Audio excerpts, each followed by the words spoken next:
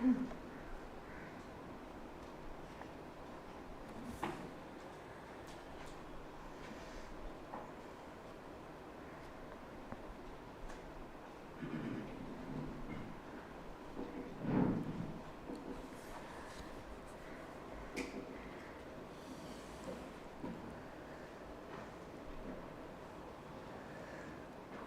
Sahana Bhavatu Sahanau Bhunaktu Sahaviryam Karavavahai Tejasvinavadhitamastu ma vidvishavahai.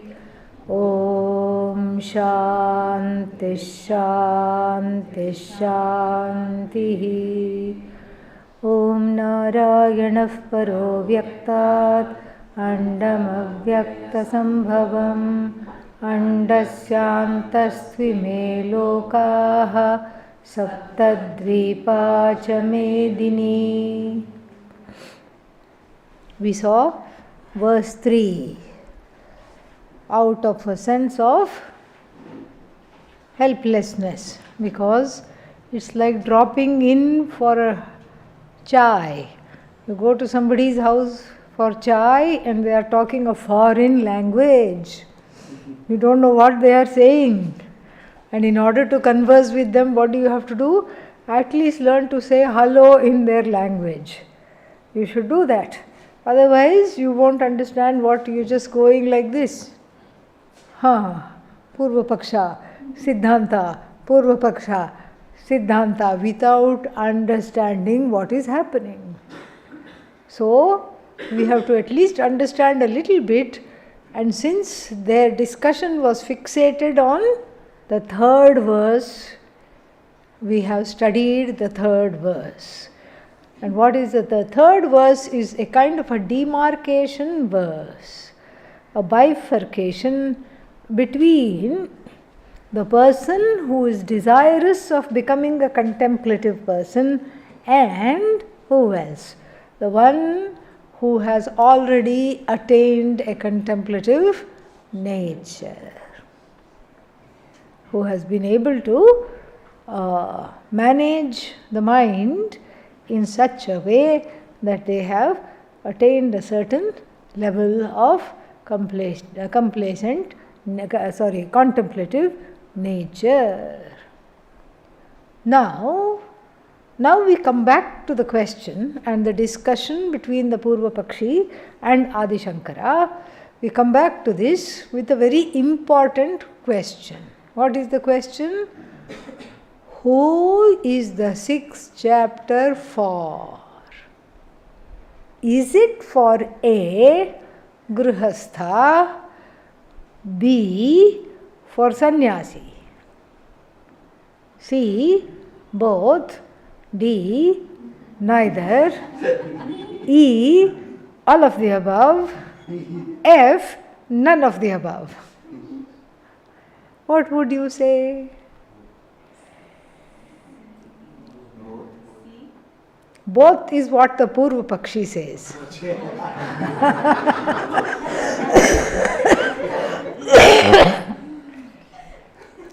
Adi Shankara is very clear who it is for. The answer is B, sannyasi.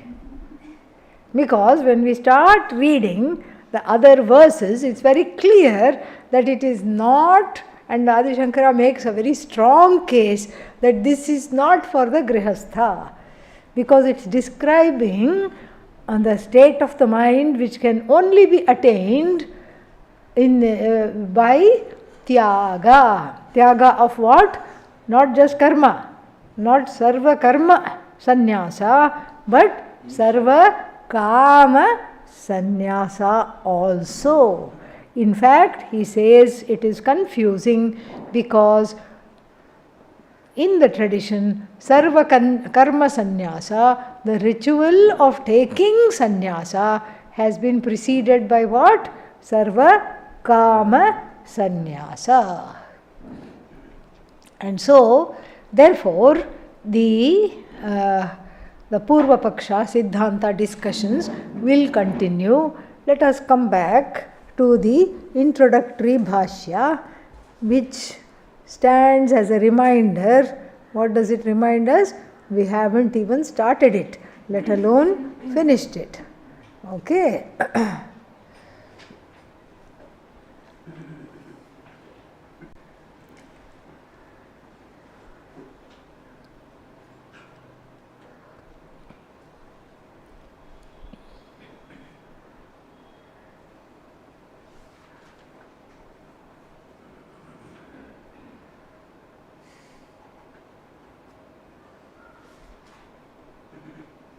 Okay.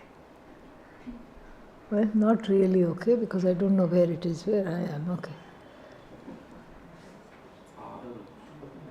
No, I came into this verses. Now we have to go. I'm backtracking the Bhashya, going back to where we stopped. Where did we stop? Nanu. We didn't get past Nanu, did we? Yeah, because that's where the third verse came in. Yeah.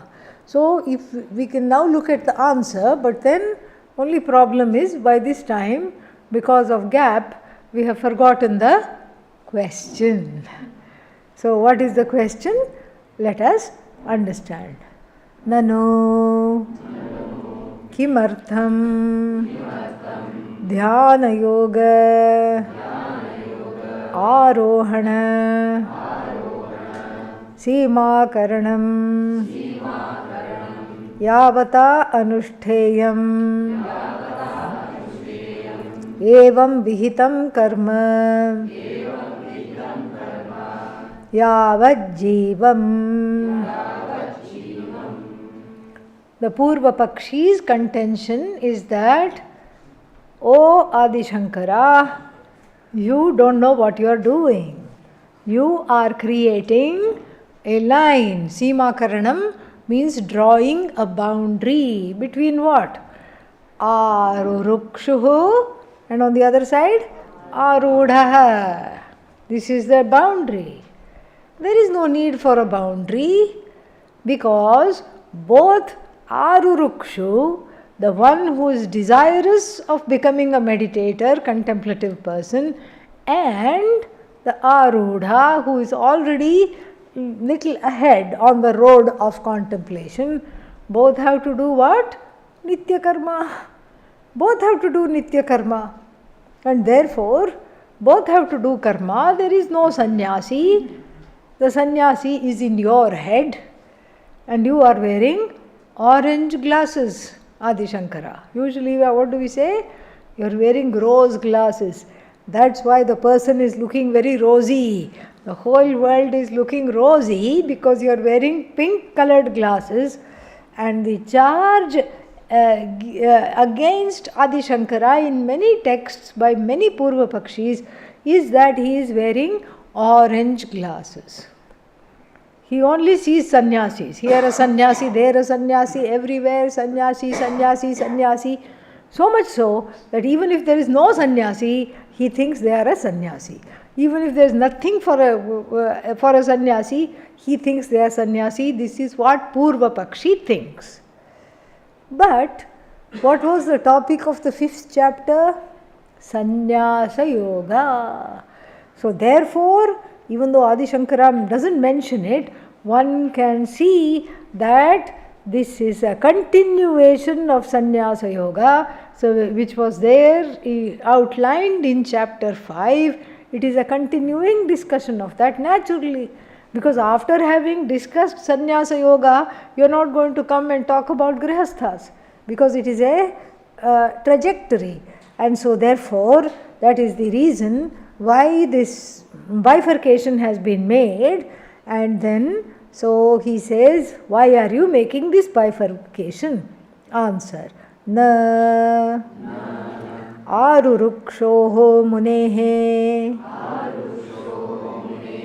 yogam karma karanam uchyate iti visheshanat. Yeah. So he gives many reasons why the bifurcation is made. First reason, He says na. First thing he says na. Na means what? No. Arurukshoho munehe, he quotes from the third verse, for the sage who is desirous of ascending to the place of becoming a contemplative person. What is the cause of that? The performance, the flawless and the unattached performance of daily karma. Karma yoga is the way. Iti Visheshanat. By this adjective, by this bifurcation, in other words, Mr. Purvapakshi Adi Shankara says, I am not making the bifurcation. Who made the bifurcation? Bhagavan Krishna made the bifurcation. And then, iti Visheshanat, because it has been clarified that the one who has attained Dhyana Yoga is who? Arudha. Arudha. And then, how did the person attain Dhyana Yoga, or the one who is in the process of attaining Dhyana Yoga? What are they relying on? Shama. Shama means the state of desirelessness. A condition of the mind of the one who is desireless. How tranquil the mind will be? That is Shama. Further, Arurukshoho Arudhasya cha Shamah karma cha Ubhayam Kartavyattvena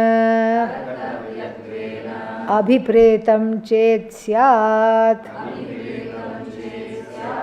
Tada Arurukshoho Arudhasya cha Iti Shamakarma Vishaya Bhedena Visheshanam Vibhagakaranam cha Anarthakam syat. Further, he says you are not reading the verse properly. Maybe you got out of the wrong side of the bed, because you are not reading the verse properly. The verse itself is making this bifurcation. What does it say? Arurukshoho arudhasya cha. For the arurukshu and for the arudha, two different means have been given. Right there. What is the means for the arurukshu? Karma. What is the means for the arudha? Shama. Ubhayam kartavyatvena. And then Shama has to be practiced by the arudha. Otherwise, there will be chuti. Chuti means there will be a downfall. So the person who is a contemplative has to be very vigilant about maintaining the tranquility of the mind, Shama. And this Shama is defined as what? Desirelessness. Earlier we saw in the Bhashya of the verse. So the Shama is described as desirelessness. Do we need to visit that particular definition of Shama? Very nice definition of Shama was given. Upashamaha. Upashamaha of what? Yeah. Upashamaha. Shamaha. Upashamaha. Sarva karmebhyaha. Sarva karmebhyaha nivrittihi. And then this is the sadhana for yoga rudhatvam. A necessary condition for being yoga rudha or progressing towards yoga rudhatvam is what? Shama. What is Shama? The freedom from karma. Freedom from karma means what? Freedom from what? Kama. Freedom from karma is freedom from kama. Why? Tell me why? Kama leads to karma. So if you say freedom from karma, then it is definitely freedom from kama also. So, iti kartavyatvena, ubhayam kartavyatvena, due to this twofold kartavyas means the duties for each of them being given. Duties here means Kartavya here is sadhanatvena. We have to take it like that. Sadhanatvena. Then abhipretam chet syat. Then if it was, if the intention of the Gita text in chapter 6 verse 3 was that both of them could be, both Shama and Karma should be followed by who? Yoga Rudha and who else? Arurukshu. Then why should the two be specified separately? Logical. See, if both, Yoga Rudha and who is the other one? Arurukshu. Both have to practice Shama, both have to practice Karma. If that is the contention, then why should it be mentioned separately? Why should the Shruti say, for the Arurukshu, Shama, for the Yoga Rudha, Dhyana Yoge Arudha, for that person what? The other way. For the Arurukshu, Karma, for the Yoga Rudha, Shama. Separately it is mentioned for one line this, one line that. What is your problem? I am not asking. Adi Shankara is asking. Why are you opposing this at every corner?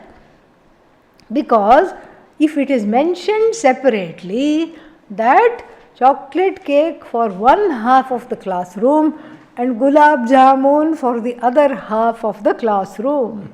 So A to L. Everybody whose names begins from A to L will get cake. And then everybody from what comes after L? M to Z will get what? Gulab jamun. If it is mentioned like that very clearly, what is the person says? Can I have both? Can I have both? Why? Because my first name starts with L and my second name starts with Z. Okay? And so definitely I should have both. Because either way, by one name I am in the first group, by the other name I am in the second group. This is what is called double dipping. And here Adi Shankara is saying the same thing. If it has been clearly mentioned that these people are going to get this and those people are going to get that, then why are you mixing the two up? There is no reason to mix the two up because it has been very, very clearly delineated. And if all the people had to have both chocolate cake and what was the other thing? Gulab jamun, both, then why should it be mentioned separately? What would we say? Everybody please have both the things. That's what we would say. We would neither talk about gulab jamun nor chocolate cake separately.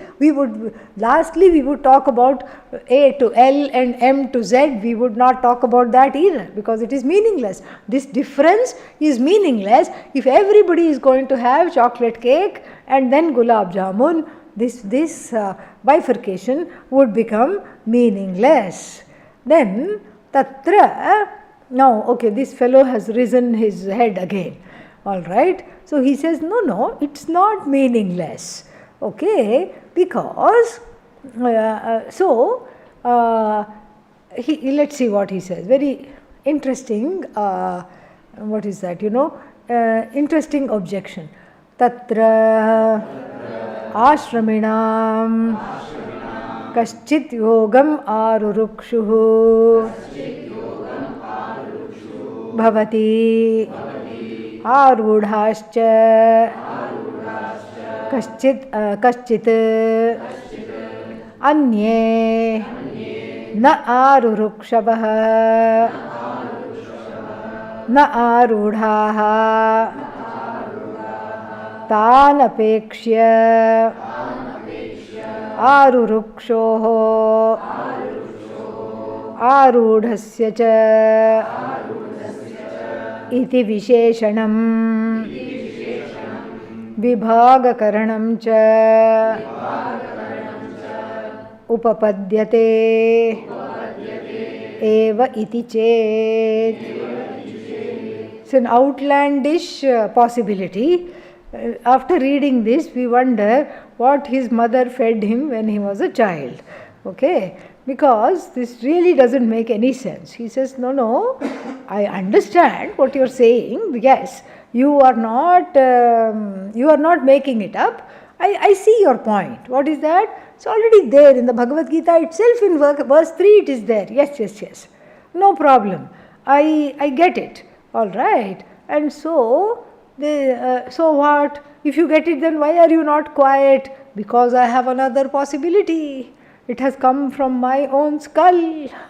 What is that possibility? Okay, so then the possibility is that there are, so as you said, there are some people who are what? Arurukshus, desirous of becoming meditators, meaning giving up a life of karma, kama, etc. Then there are other people who are ahead of the game, who are already contemplative. Okay. So, tatra means among the whole humanity. That's the tatra, among all the people. Tatra means among the human group. What happens? Ashramina means all the people who follow Vaidika Dharma. Okay. So then there are 3 kinds of people, he says. What does the Bhagavad Gita say? 2 kinds of people. Now he is cleverer than Lord Krishna. And what does he say? You have forgotten the 3rd kind. Who is the 3rd kind?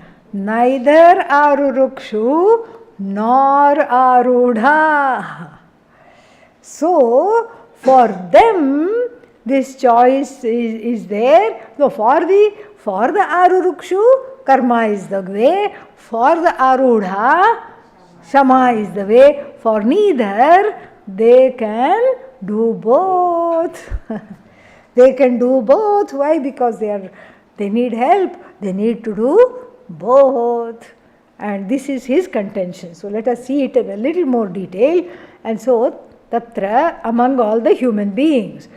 So, kaschit yogam, what? Arurukshuhu. They are seekers preparing for what? Dhyana yoga. And then, because this is the 6th chapter, Dhyana Yoga. Kaschit Arudha. Some of them are already a prepared seeker. So on the one hand, we have seekers who are in the stage of preparation, and the other seeker, Arudha, is who? Prepared, whose mind is already prepared to meditate. And then he says, the Purva Pakshi says, now there is a 3rd group, Anyecha, na Arurukshavaha, na cha Arudhaha. So they are not preparing seekers, they are not prepared seekers also. What are they?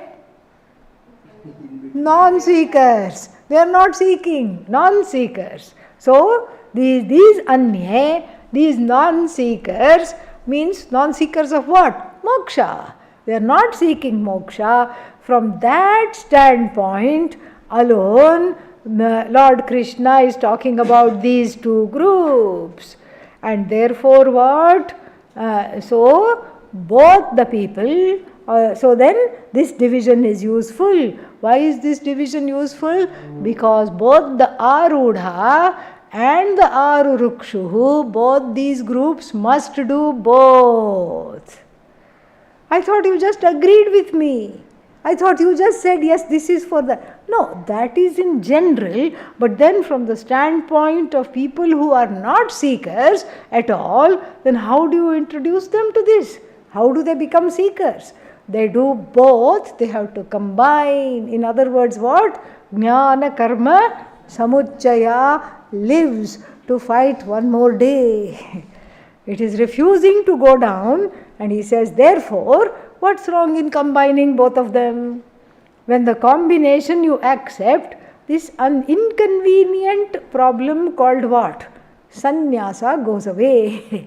And sannyasa goes away, then everybody can be everything. So among all the householders, some are desirous of attaining dhyana yoga. Other people have already attained dhyana yoga, and some others, They have neither the desire for it, nor they have attained it. And so therefore what?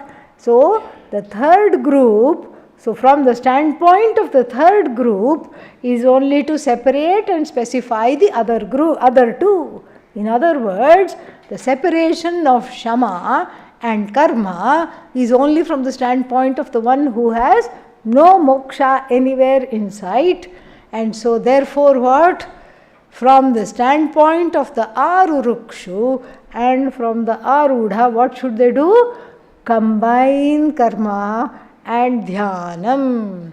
Karma Upasana Samuchaya, Jnana Karma Samuchaya. What does Adi Shankara say? Na. Very good, correct. That's exactly what he says. And he gives a very textual reading. Tasyaiva iti vachanat punaha yogagrahanat cha yogarudhasya iti yaha asit purvam yogam arurukshuhu tasya eva arudhasya shamaha eva kartavyam karanam yoga phalam prati iti uchyate. Uchyate iti ataha न यावज्जीवं कर्तव्यत्व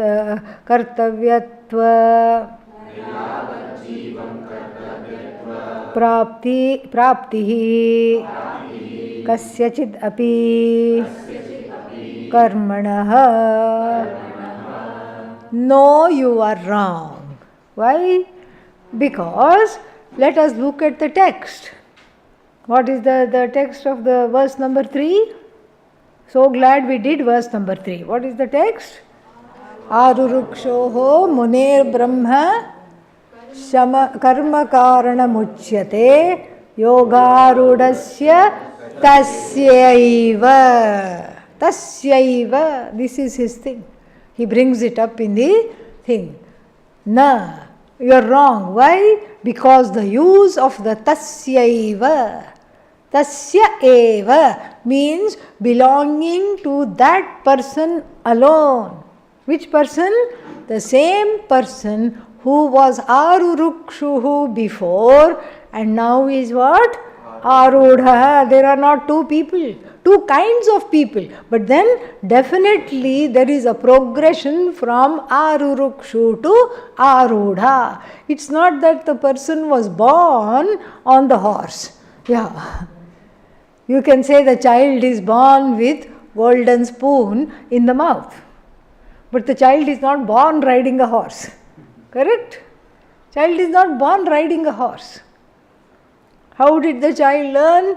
Again by mounting the horse with the help of a stool, ladder, etc., falling 2-3 times, crying, scraping the knee, and then finally that same child which was Arurukshuhu, what Arurukshuhu? Ashwarurukshuhu, now has become what? Ashwarudha. Same child. And what is the Purva Pakshi trying to bring? Two different children. One is permanently Arurukshu and the other one is what? Arudha. Two kinds of children are there. Then he introduces the third kind of child. What is that? Neither interested in climbing the horse nor has climbed the horse. So from that standpoint, some gadbad he does, and then that is refuted by saying that it's the same person indicated, the same person grows out of the karma, grows out of the kama, grows out of the desires sequentially. So, there is a connection between dropping the karma and growing out of the desire to do karma, and there is a connection between sannyasa and the dropping of the kama. There are all these things are connected. And who is that? Who is the one who is desirous of leading a quiet life? And that person is called Arurukshu. The Arurukshu does not remain Arurukshu for this life, next life, next life. What were you last life? Rurukshu. Next life, Rurukshu. Next life, Rurukshu.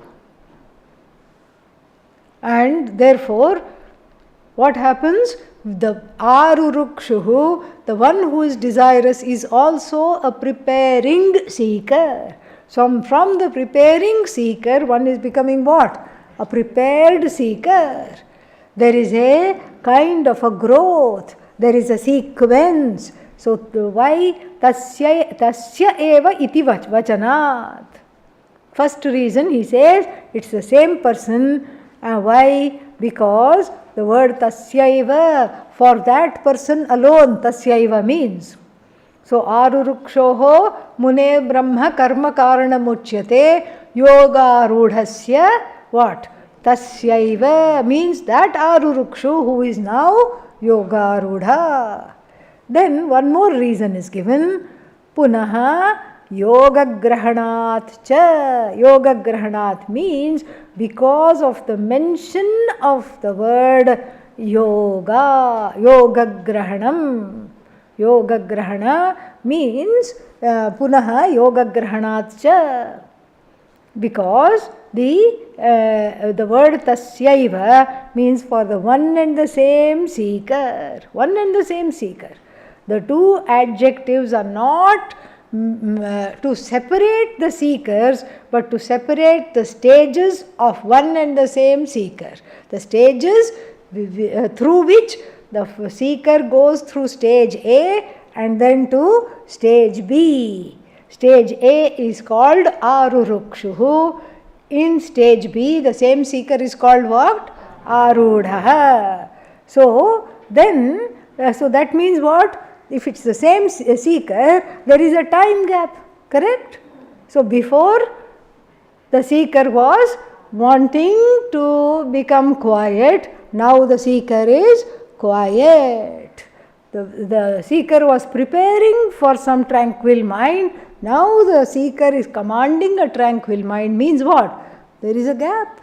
Time gap is there. Why? It's the same seeker. Overnight nothing happens. There is a time gap, and then now the person is ready for nididhyasanam.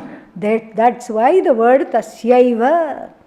Say one and the same seeker. And then yoga grahanat cha. Yoga grahanat cha means the word yoga here means dhyana yoga.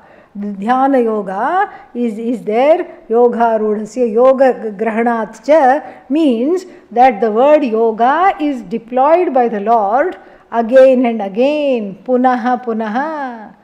Punah punaha yoga grahanat cha. Where is the word yoga? Yoga rudhasya tasyaiva. So the word yoga is deployed. Put these two together and then we have the full answer. And what is the full answer?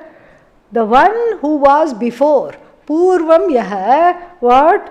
Arurukshuhu. What Arurukshuhu? Yogarurukshuhu asit.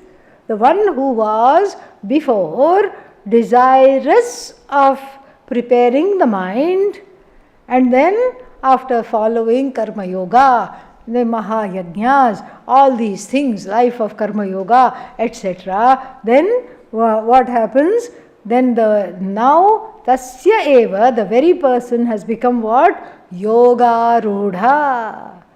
Ready for meditation, looking for some more time in their life, because they already now the time is spent in the 5 mahayajnas, deva yajna, pitri yajna, all these yajnas are there, and so the time is gone. Therefore, arudhasya, for the person who is looking for more time and has commanded a tranquil life because of the practice of yoga, dhyana, etc. Karma yoga, shamaha eva kartavyam. That alone must be done. That alone must be done. Shamaha eva kartavyam. Why? Because that is the cause for moksha. The direct cause for moksha is to have a tranquil mind. To command a tranquil mind. And then so, this is the argument here. And then punaha yoga grahanat cha yoga rudhasya iti. So then further, where are we?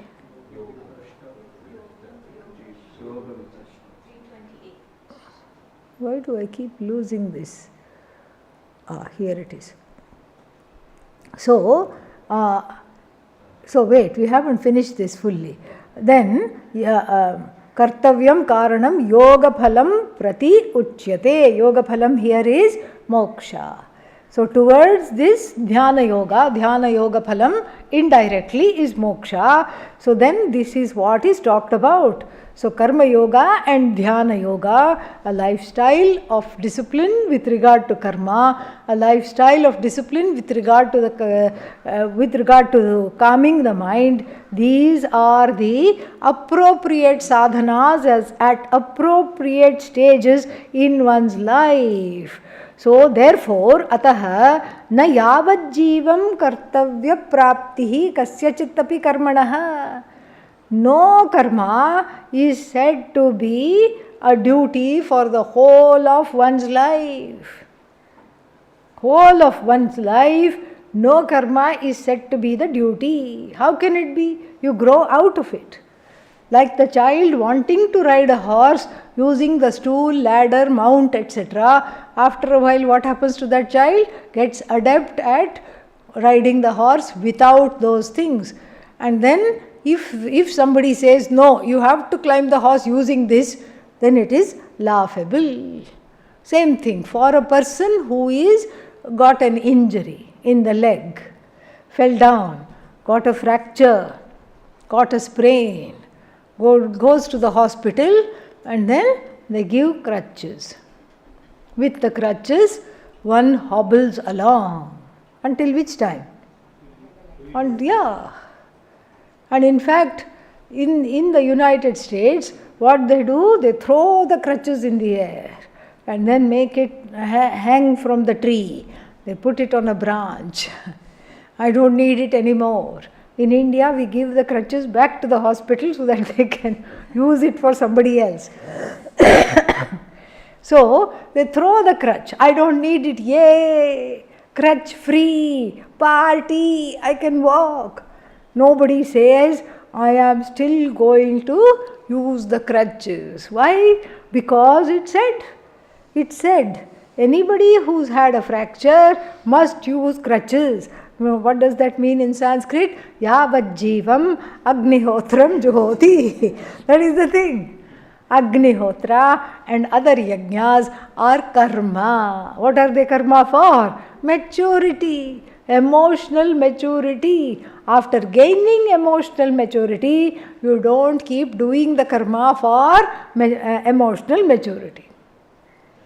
It's like you have to eat food. Let's say there is a Vedic statement. How long you have to eat food? Until you are full. Once you are full, if you keep eating food, what will happen? The person will explode. That's what will happen. So no karma is lifelong, he says, because all karmas come with an expiry date.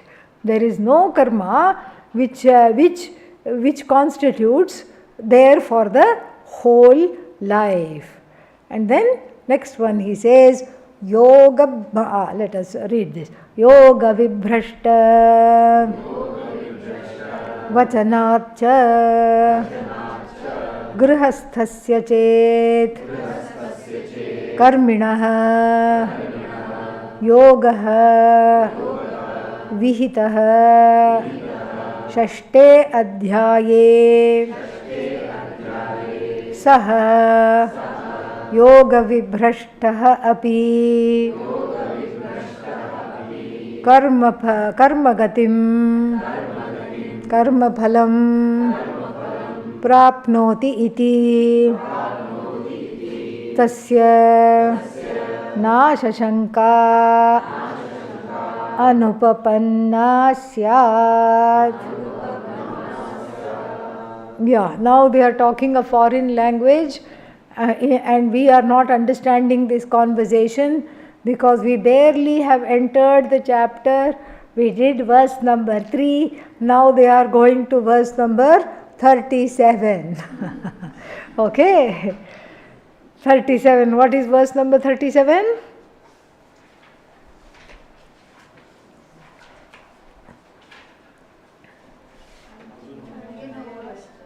अयति श्रद्धयोपेतः योगाच्चलितमानसः आप्ययोगसंसिद्धिं किं कृष्ण गच्छति. Straight to verse 37. It's like I'm feeling when I'm reading this chapter, the Bhashya, I'm feeling like I'm in a game of snake and ladder. Yeah.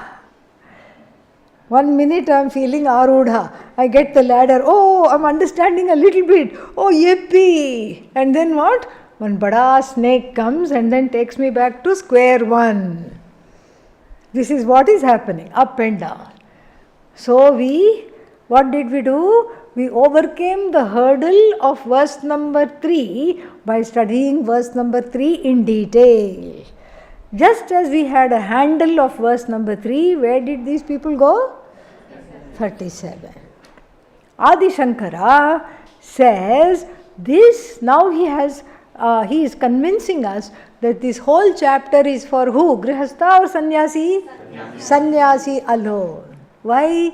Because look at Arjuna's question, which is the last topic of the 6th chapter, as I said, in verse number 37. What does he say? Ayatihi, the one that did not work too hard. Why? Took too many holidays in the course. Alright? Yeah. Did not work too hard. Treated every day as a Wednesday. Took too many holidays in the course. And then what else? But was full of heart, is full of Shraddha. Has Shraddha for the knowledge, has Shraddha for the teacher, has Shraddha for Bhagavan, and really is a moksharthi, wants moksha very badly, but did not work very hard. Made lot of friends, so did not work hard enough. Then Arjuna's question, we discussed this. That's why I discussed this particular one in detail. So then what is Arjuna's question? Aprapya yoga samsiddhim. Meaning, samsiddhi means the success of dhyana yoga. Never became a contemplative person. Could never let go of the karmas and the desires. In other words, was arurukshuhu, not arudhaha. Was not arudhaha. Did not become arudhaha. Fell short of living the sannyasi life. Then the question is, Kam gatim Krishna gacchati, what will be the gatihi? Chinnabhramiva nashyati kim? Will the person just disappear like the fog? When the sun light comes out, the fog is gone. Will this person and everything that they studied, will it all disappear? This is Arjuna's question, and the question is fraught with some anxiety. Will my gati be adho gati? The third kind talked about in the introduction to the... Yes. So, what will my gati be? This is a anxiety-filled question by Arjuna.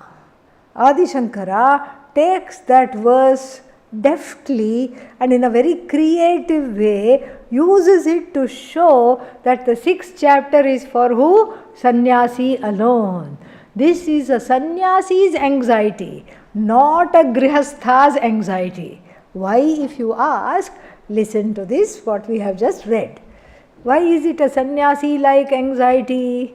Because, so first let us see this. Yoga vibhrashtha vachanat cha.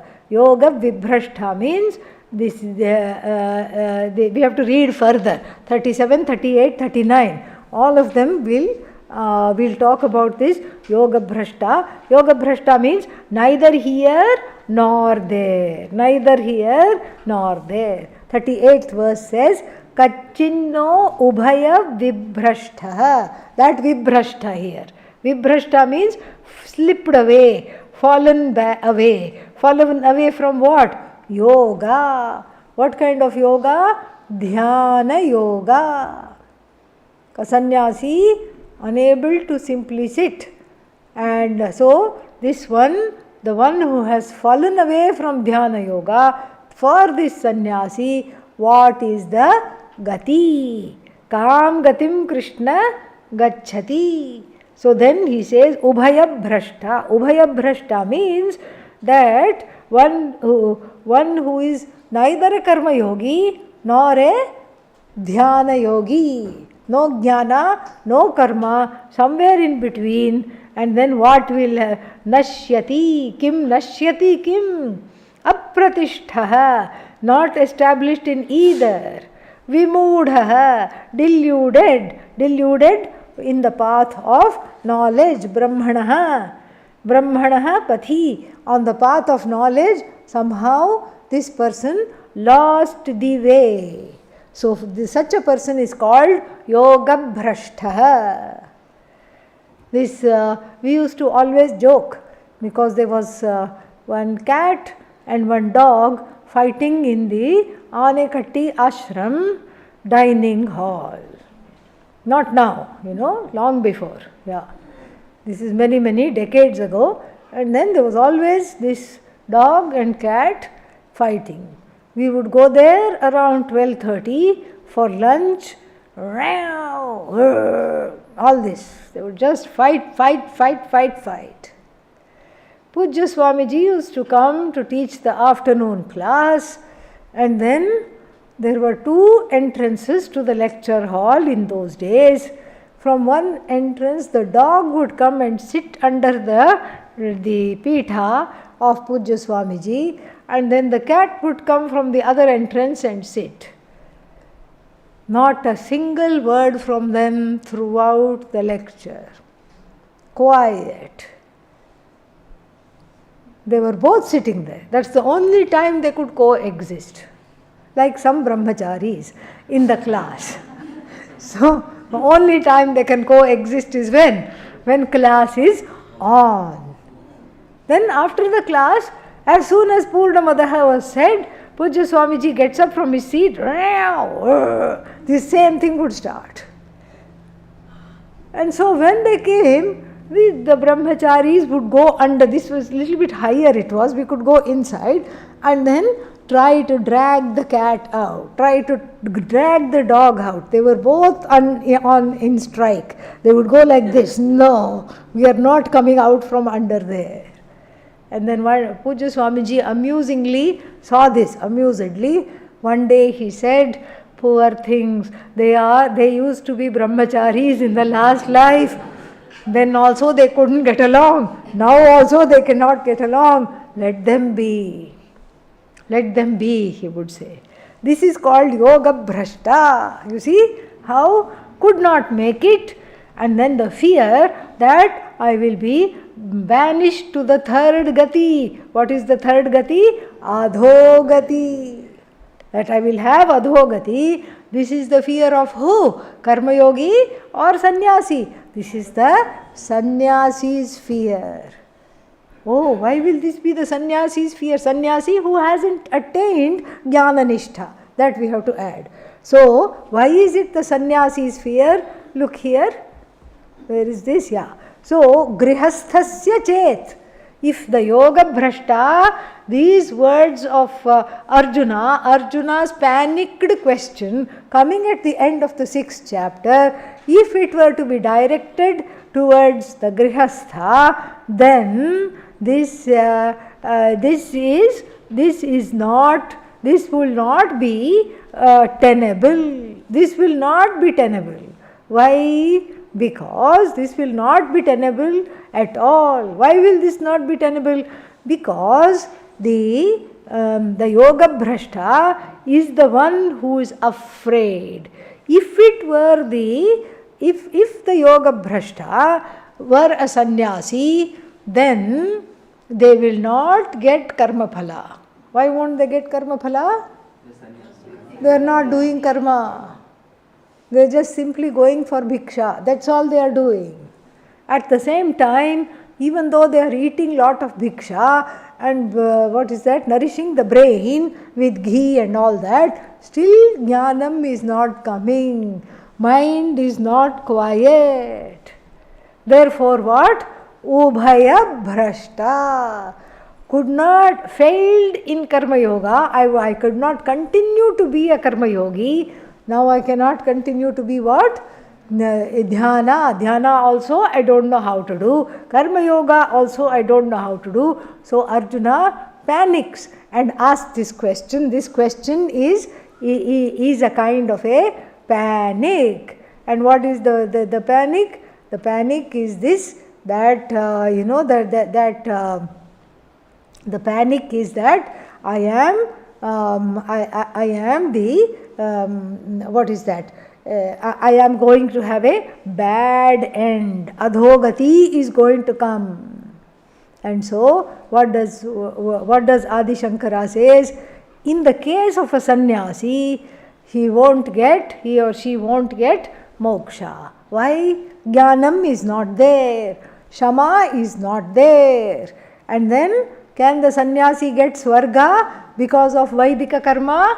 No, because not doing Vaidika karma. So Vaidika karma tyagat swargasya nashaha. So because of giving up Vaidika karma, the prospects of going to heaven is not there. Jnana marga bhrashtatvat, because of slipping away from Jnana marga, unable to be quiet, unable to meditate, videha mukti nasti. There is no jivan mukti, there is no videha mukti. What is videha mukti? The jivan mukta, dropping the body, is called videha mukti. So the very fact that the 6th chapter talks about the চ্যুতি, the fall of a yoga bhrashta, what does it mean? It means that the 6th chapter is directed towards who? Sannyasi. How? Because grihasthas are very lucky people, according to Adi Shankara. Because they do the karma and they go to Swarga, or they get a better life next time, or better afterlife next time. All these things are there. Whatever karma they do, they get a result. And what kind of result? 2 kinds of result, which is drishta phala, immediate result, and then adrishta phala. Adrishta is what causes afterlife. Invisible, non-immediate result to be fructified here or there. Yoga bhrashta vachanat cha. Because of the discussion of the fall of the yogi, here yoga means what? Dhyana yoga. Dhyana yoga bhrashtaha, the one who fails the exams of dhyana yoga, in other words, having a mind of shama. So all 3 verses we have to read here. Which are they? 37, 38 and 39. Especially 38 is the one we already saw, talks of who? Yoga bhrashta.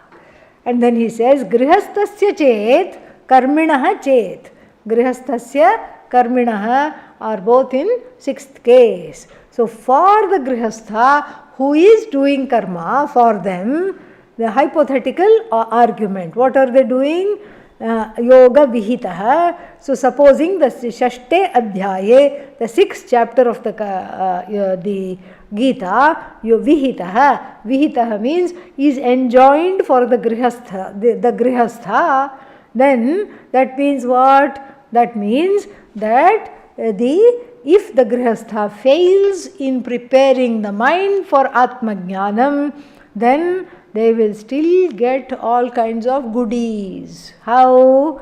Because karma phalam, karma gatim. Two kinds of gati. Shukla gati. What is the other one? Krishna gati. Two kinds of gati. Through the smoky path, through the radiant path, bright path. Two kinds of gati are there, and then even if they fail in assimilating the Vedanta, then karma phalam, karma gatim. So every Vaidika karma has punya, and that punya is the